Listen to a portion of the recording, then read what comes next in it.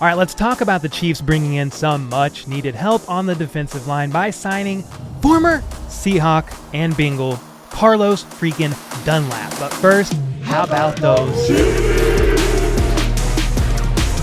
What's up, guys? My name is Cole, aka Chief Redbeard, and I do daily news about the Kansas City Chiefs, so sub if you're new, hit that like button to push this Carlos Dunlap news further into the YouTube algorithm so more Chiefs fans can see it. And let's get right into this signing news, which is very good news indeed if you are a Chiefs fan and, like me, have been, I don't know, maybe a little bit worried about the Chiefs D-line and them needing some help pretty badly, okay? George Karlaftis addition was nice, but Frank Clark has not been producing like we need him to, and Chris Jones is a stud, but has indeed needed some help. So let's start with the news about Dunlap that started circulating last night via Rosina Anderson, as she tweeted this out. Just spoke to free agent defensive end Carlos Dunlap on a layover in Atlanta on his way to visit the Chiefs. Dunlap says he may visit with KC late tonight since his schedule is rushed due to plans to lay his father in his final resting estate or start his visit tomorrow. Carlos Dunlap also told me he's looking for the team with the right fit.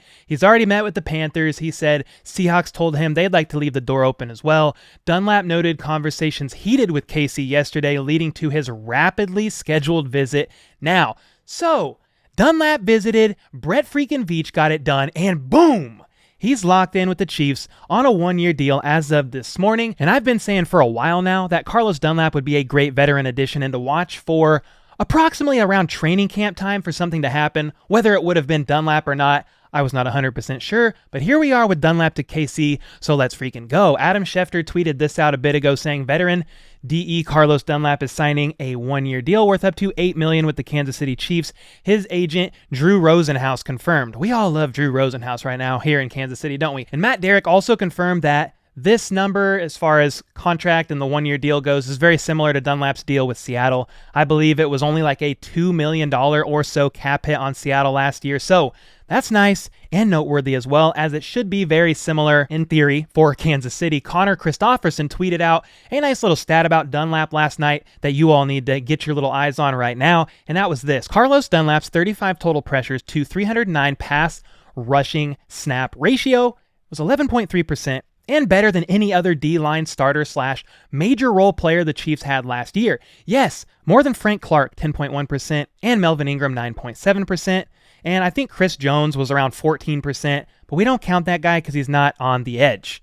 At least that's not where he should be, we all know that. And if you look at his career stats over the last couple of years, in 2020 he had 5 sacks, and in 2021 last year he had 8.5. So even though this man is 32 years old, he's still producing at a great level for a rotational veteran player. I mean, 8.5 sacks last season is over double Frank Clark, who off the top of my head I think had 4 or 4.5, and just a half sack shy of Chris Jones, who I believe had 9. So I'm very excited about this signing and think it brings some much needed life to the Chiefs D-line. But what do you guys think about this? Are you happy, sad, mad, glad? Did you want the Chiefs to make a trade for Bob Quinn?